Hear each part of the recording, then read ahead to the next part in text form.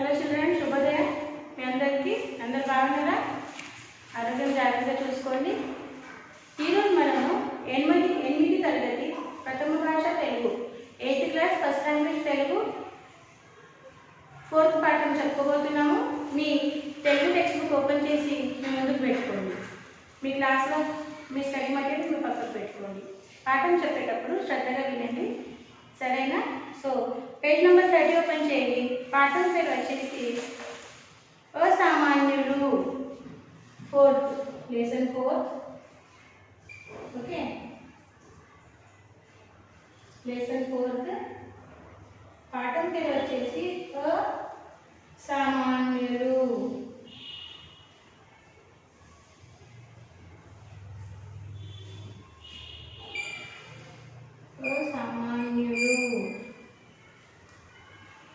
Okay, so ఈ పాఠం మనము ఈరోజు చెప్పుకోబోతున్నాము. పాఠంలో మొదటి మీకు ఒక బొమ్మను ఇచ్చారు. అక్కడ ఏం చెప్పారు చూడండి. బొమ్మను చూడండి, ఆలోచించండి, చెప్పండి. ఓకేనా? సో క్వశ్చన్స్ ఇచ్చారు దాని కింద. బొమ్మను చూడండి, వాళ్ళు ఏం చేస్తున్నారు అని ఒక క్వశ్చన్. సెకండ్, అట్లా చెత్తను ఎత్తిపోసే వారు లేకుంటే ఏమవుతుంది? ఇట్లా మనకు సేవలు చేసేవారు ఇంకా ఎవరెవరు ఉన్నారు? వారి గొప్పదనం ఏమిటి అని అడిగారు. సరేనా? సో ఇప్పుడు మీరు క్లాస్లో తీయండి. మనం ఈ క్వశ్చన్ ఆన్సర్స్ మన క్లాస్ వర్క్లో రాసుకుందాం. సరేనా? చూడండి, ఫస్ట్ క్వశ్చన్ వచ్చేసి రాయండి. క్వశ్చన్ 1, బొమ్మను చూడండి.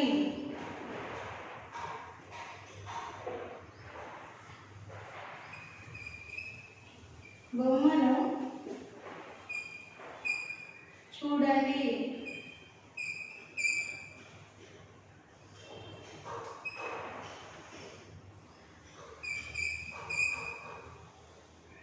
వాళ్ళు ఏం చేస్తున్నారు?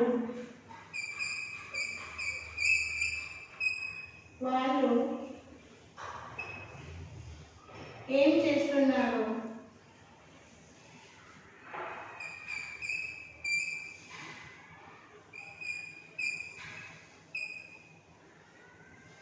వాళ్ళు ఏం చేస్తున్నారు? ఓకే, సో ఇలా రాయండి. చిత్రంలో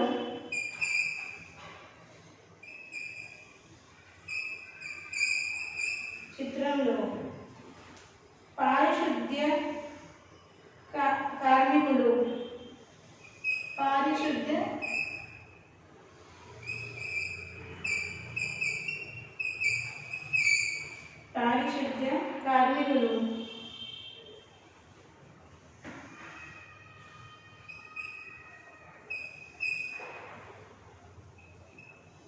ఉన్నారు.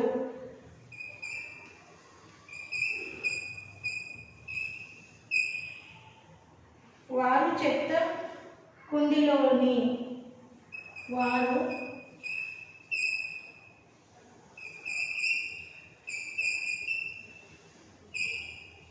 చెత్త కుండీలోని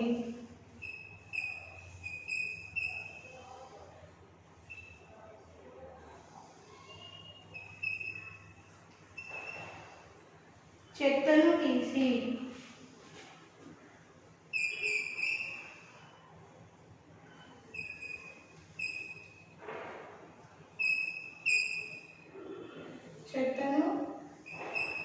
తీసి చెత్త వాహనంలో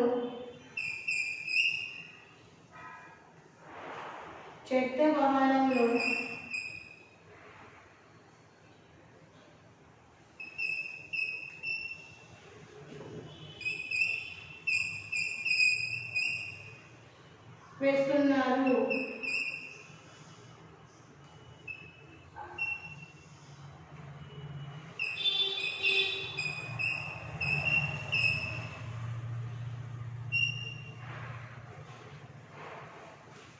ఓకేనా?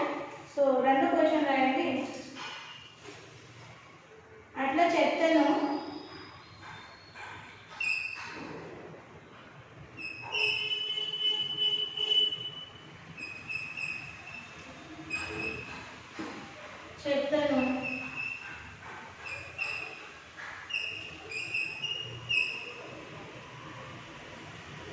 ఎత్తి పోసేవారు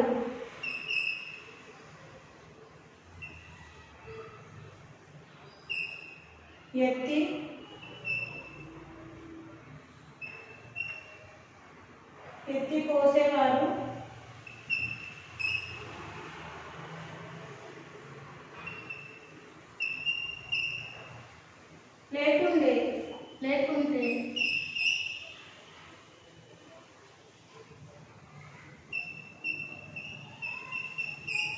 లేకుంటే ఏమవుతుంది?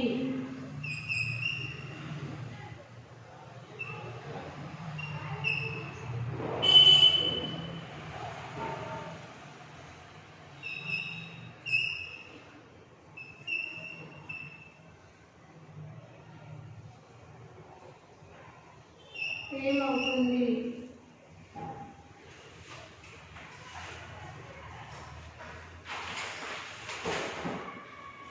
చెత్తను ఎత్తిపోసేవారు. జవాబు రాయండి.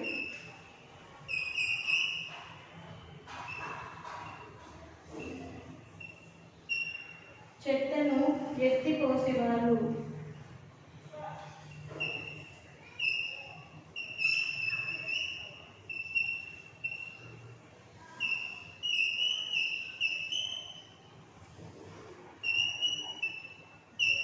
పోసేవారు లేకుంటే వీధులన్నీ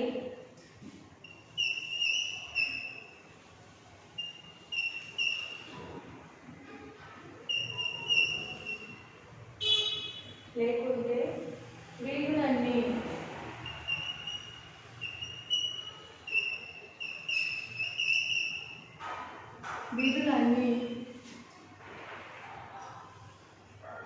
అపరిశుభ్రంగా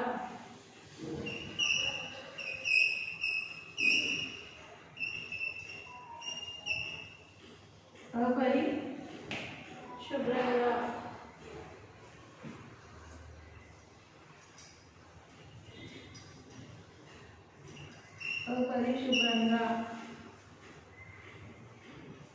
ఉండి దోమలు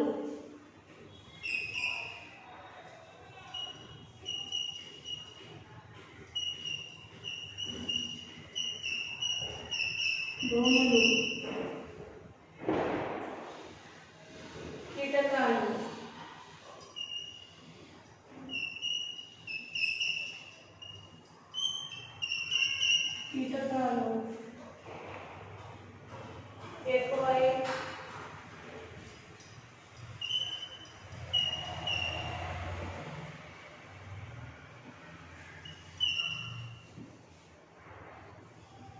ఎక్కువై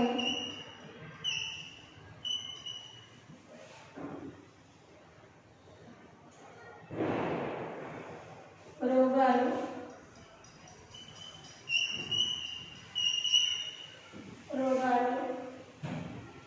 వ్యాప్తి చెందుతాయి.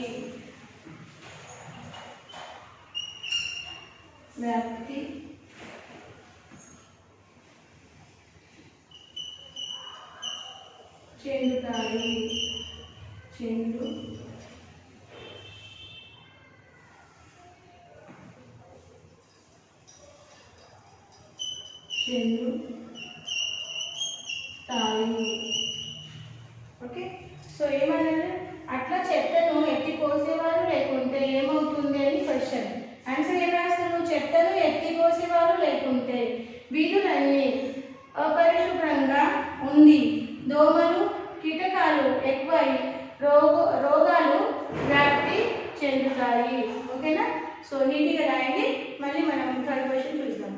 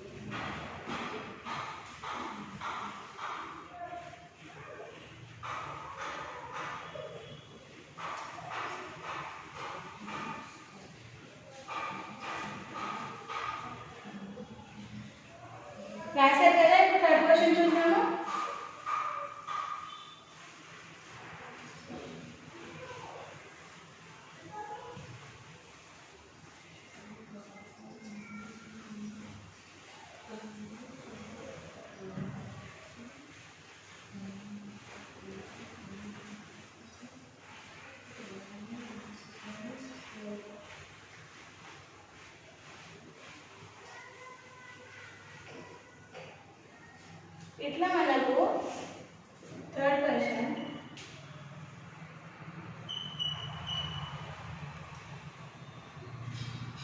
ఇట్లా మనకు సేవలు చేసేవారు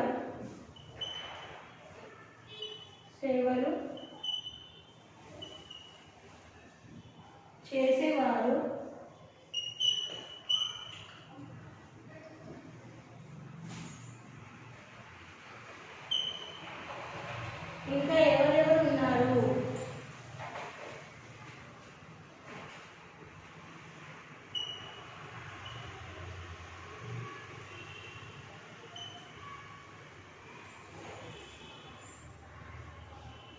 ఇంకా ఎవరెవరే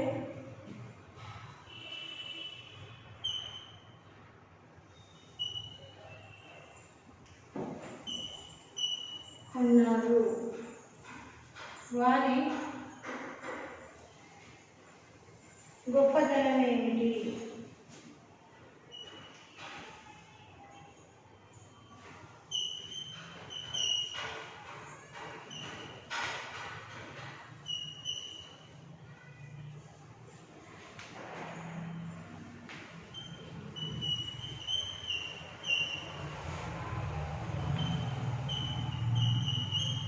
వారి గొప్పతనం ఏమిటి అని క్వశ్చన్. ఆన్సర్ ఏంటండి? కొంతమంది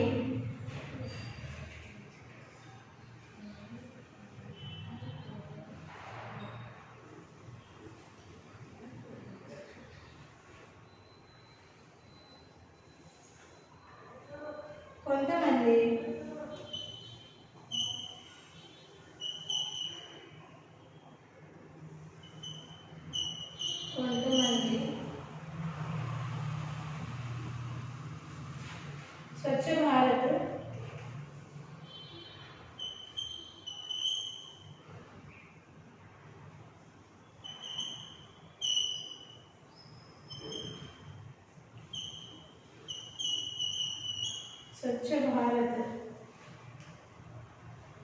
కార్యక్రమాలను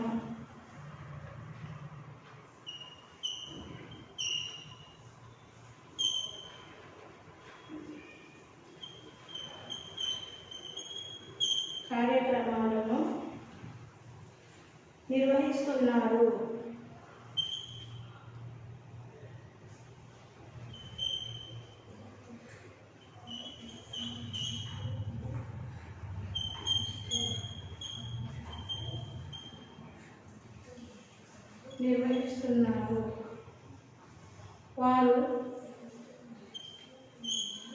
వారు వీధులన్నీ శుభ్రంగా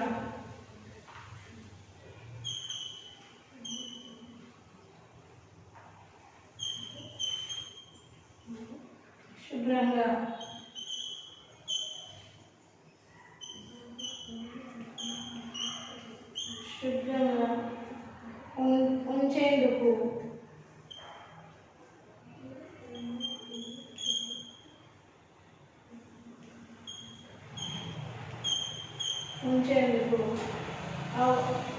అవగాహన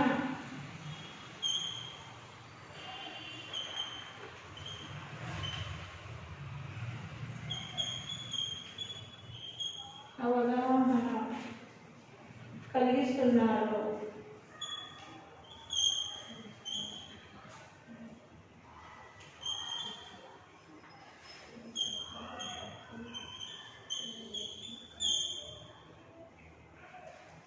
వీరు తాము పాల్గొనడమే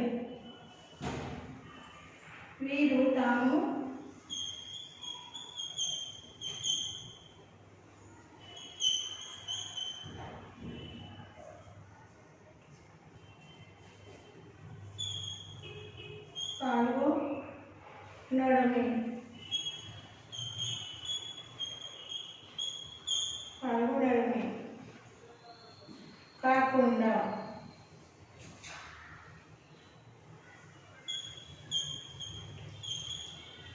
కాకుండా మీదగా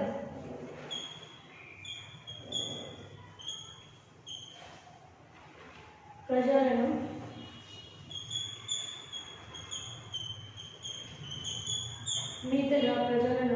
చైతన్యం చేయడానికి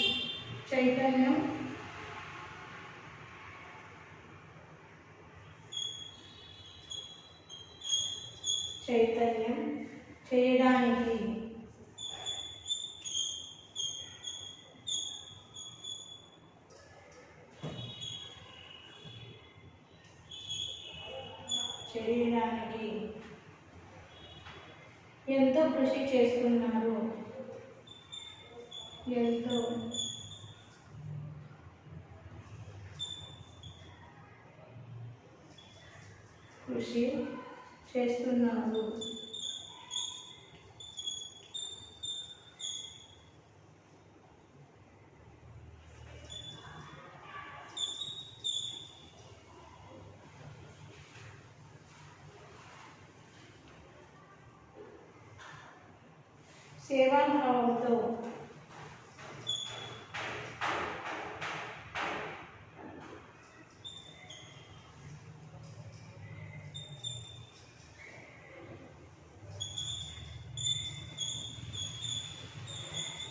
సేవాభావంతో సమాజానికి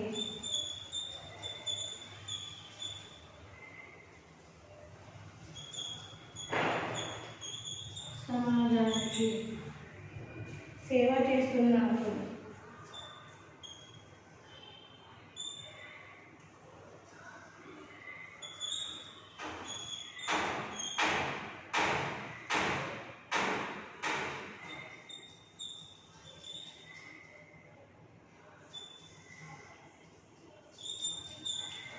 నీట్గా రాయండి. తర్వాత మనం నెక్స్ట్ పార్ట్ చూద్దాం. సరేనా?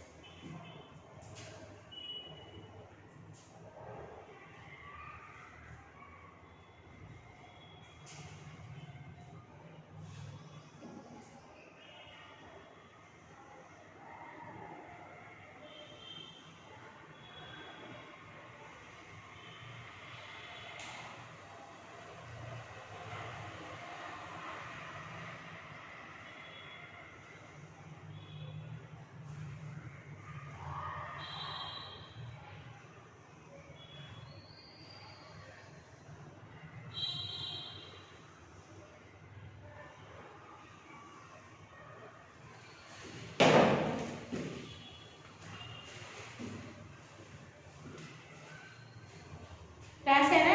ఇప్పుడు text book page number 30 open చేయండి. పాఠం ఉద్దేశం తెలుసుకుందాం. ఓకేనా? అన్ని వృత్తుల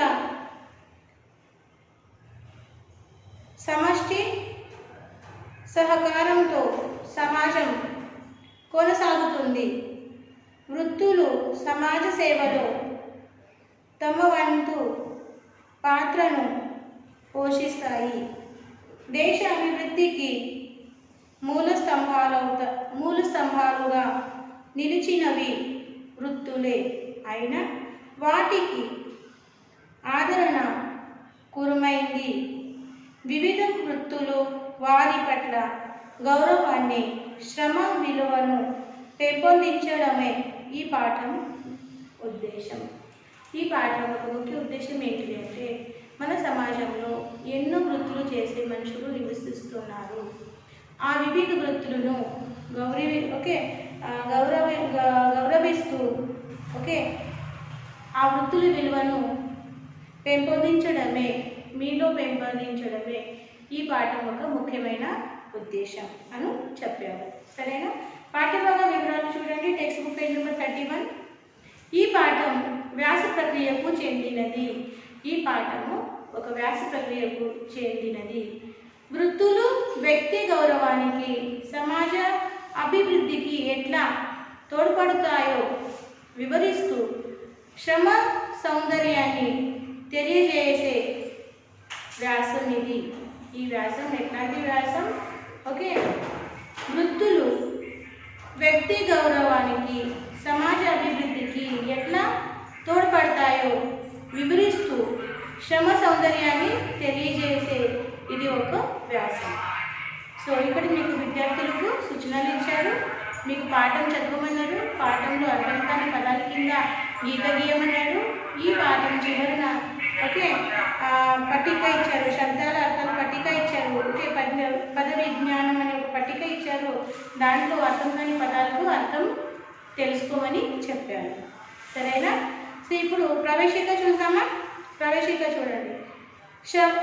శ్రమ జీవన సౌందర్యాన్ని వర్ణించడం ఎవరి తరం? బొమ్మక వృత్తి బొమ్మక ప్రత్యేకతను సంతరించుకుంది. అయినా అన్ని వృత్తుల సమష్టి జీవనమే సమాజం. ఎవరి వృత్తి ధనాన్ని వారు నిబంధనతో వ్యవహరిస్తే సమాజం సుసంపన్నం అవుతుంది. ప్రతి వృత్తి గౌరవప్రదమైనదే. అన్ని వృత్తుల మేలుకొలయికతోనే వసుదైవ కుటుంబ భావన పెరుగుతుంది. కొన్ని వృత్తుల విశేషాలను తెలుసుకుందాం. సో ఈ పాఠం చదివి కొన్ని వృత్తుల విశేషము తెలుసుకుందామని చెప్పాడు. మీరు ఒకసారి ప్రవేశిక సైలెంట్గా రీడింగ్ చేయండి.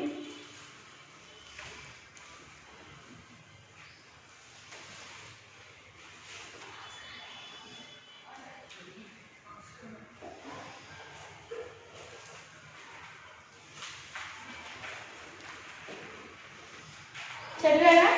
ఇప్పుడు మనము పాఠం చదివి తెలుసుకుందాం. ఓకే ఏం చెప్పారు? ఓకే ప్రతిరోజు మనం ఎన్నిటినో చూస్తుంటాం. వాటిలో కొన్నిటిని పట్టించుకోం.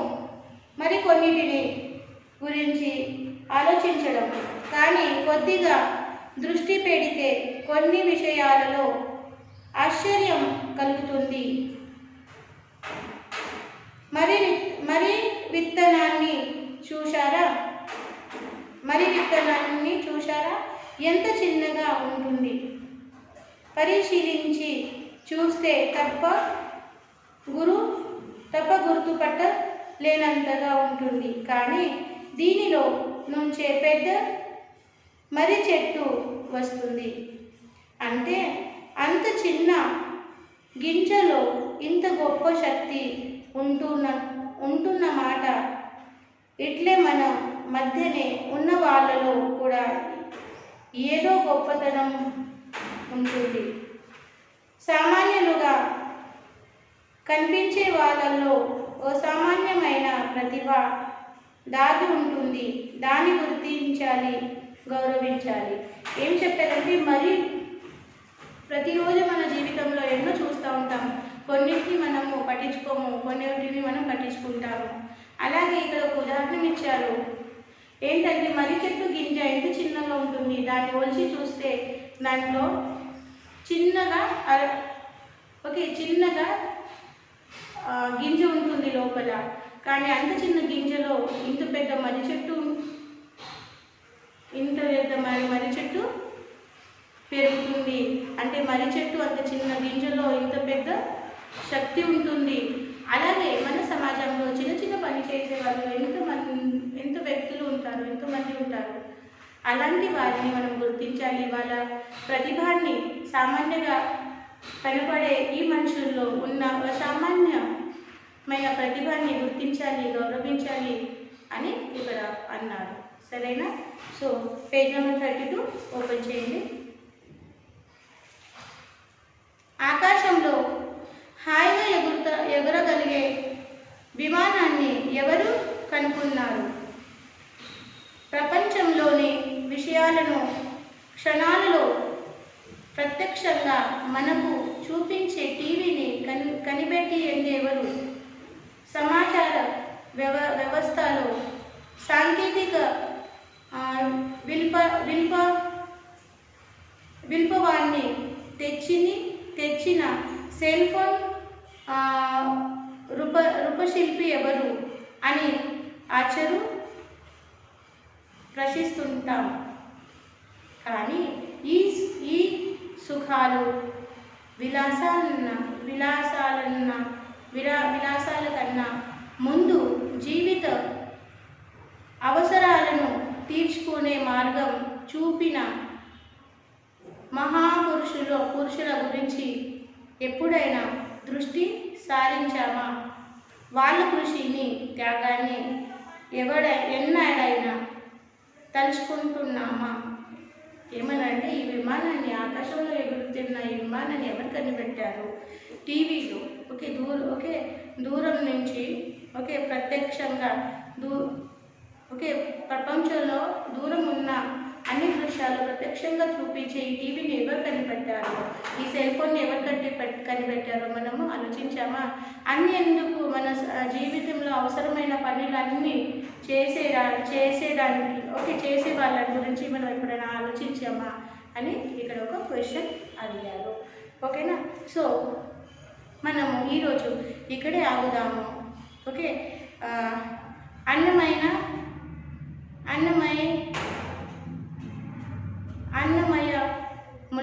అన్ని జీవములు ఇక్కడ నుండి, అంటే ఇది 3rd పారాగ్రాఫ్ మనము నెక్స్ట్ సెషన్లో చెప్పుకుందాం. సరేనా? సో ఈరోజు వచ్చేసి మన సాక్షి ఇలా రాసుకోండి. ఓకే, ఈ బొమ్మని చూసి మనం 3 క్వశ్చన్ ఆన్సర్స్ రాసాం కదా, అవే మీరు హోంవర్క్గా ఒకసారి మీ HW బుక్లో రాయండి. సరేనా?